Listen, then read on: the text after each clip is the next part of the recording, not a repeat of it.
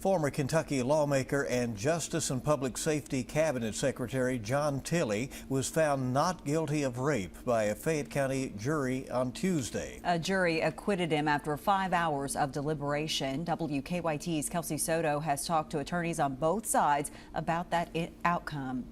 John Tilley was facing first-degree criminal rape charges stemming from an incident in downtown Lexington in April of 2022. Court documents identify the alleged victim as BD. The woman claimed she was too intoxicated to give consent. On Tuesday, a jury acquitted Tilley.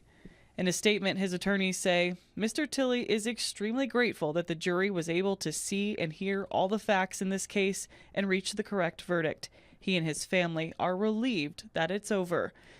There is an ongoing civil matter. Lawyers representing the woman tell me, while our client is disappointed in the outcome of the criminal proceedings, she is steadfast in her resolve to hold John Tilley accountable through the civil process. Our client could not consent to Mr. Tilley's advances, and we are confident a civil jury will agree. The defense did not present any evidence to the jury in this case. In Lexington, Kelsey Soto, WKYT.